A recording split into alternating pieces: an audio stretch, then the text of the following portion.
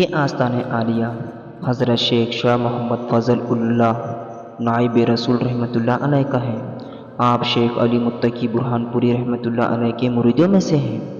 आप रहमतुल्लाह अलैह बुरहानपुर के मशहूर सूफ़ी औलिया अल्लाह में आपका शुमार किया जाता है।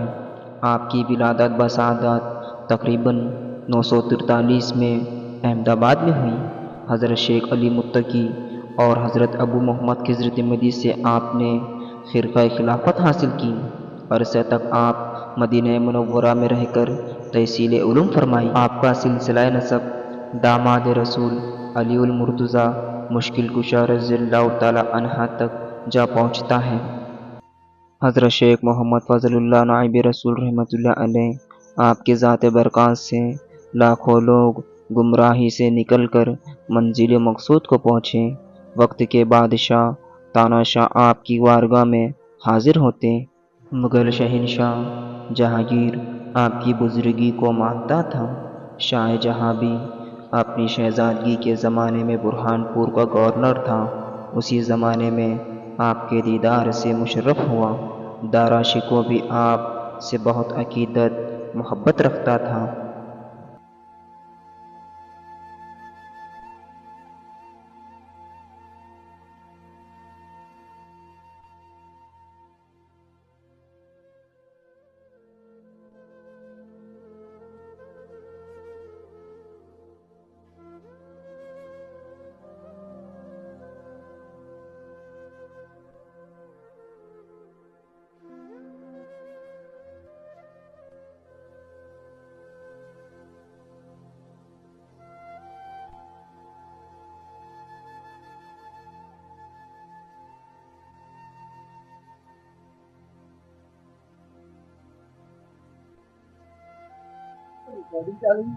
करो शुरू। तमाम देखने वालों को इतिहास की गूंज की टीम में इस्तकबाल है, खैर मकदम है। मेरा नाम दानिश शेख, मदीनतुल औलिया सूफिया की सरजमीन शहर बुरहानपुर के अंदर हम मौजूद हैं। इस एपिसोड के अंदर हम हज़रत नाइब रसूल रहमतुल्लाह अलैह की सवाने हयात पर चंद मुख्तसर सी नज़र डालेंगे। अस्सलाम वालेकुम दोस्तों हम हाजिर है तारीख़ शहर बुरहानपुर में। ये वलियों की सरजमीन है, इसे मदीनतुल औलिया कहा गया है।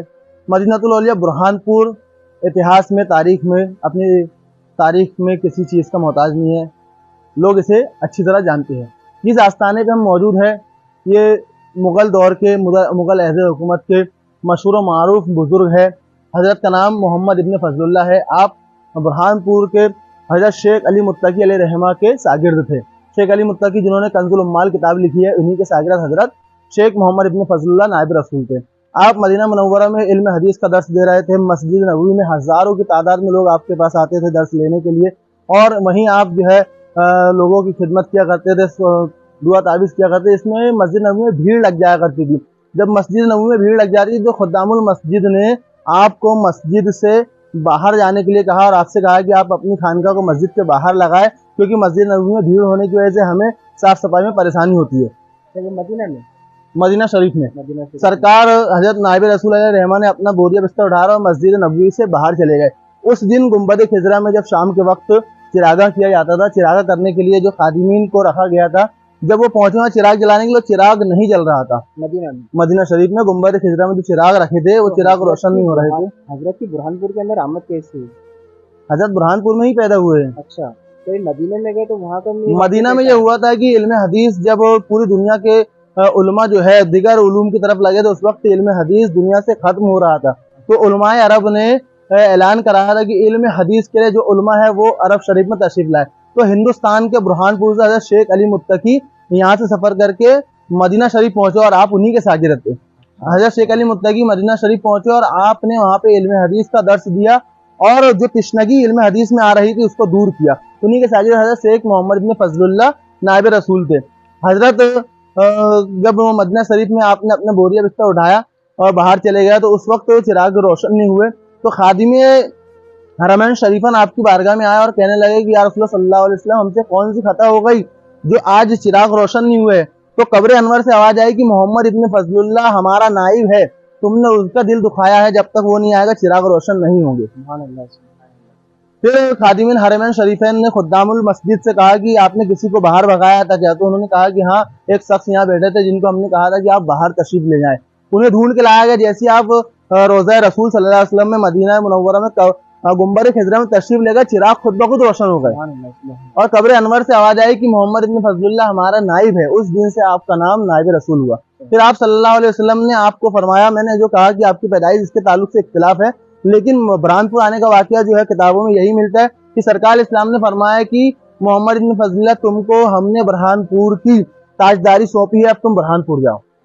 इस तरह सफर करते हुए हजरत मोहम्मद इब्न फजलुल्लाह बुरहानपुर तशरीफ लाए। हजरत का उर्स वगैरह कब आता है? हजरत का उर्स जो है तो वो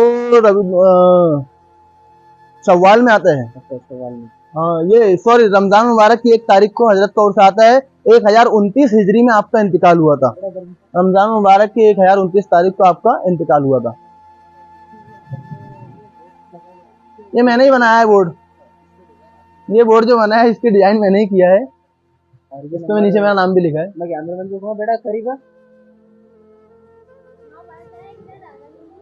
हाँ,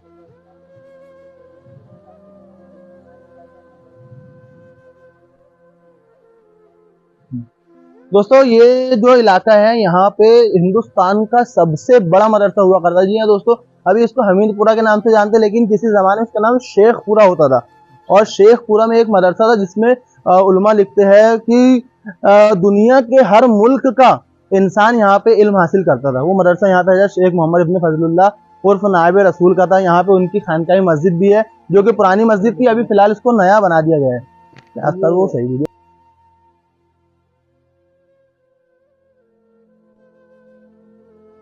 ऊपर में इस बोर्ड के ऊपर बहुत अच्छे अंदाज में जो ग्राफिक्स की गई है, ये हारिस सर ने खुद की है। अब हम ये सारा कैंपस देखेंगे।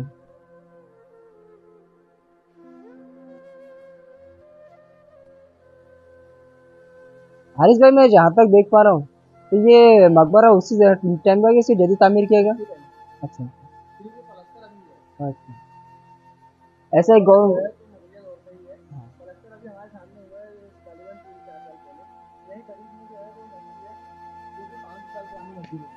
मोहम्मदिया मस्जिद कहते हैं, मोहम्मदिया जामा मस्जिद। और यहाँ हजरत की खानकाही मस्जिद है जो कि अभी बना दी गई है। पहले बस चलो ठीक है।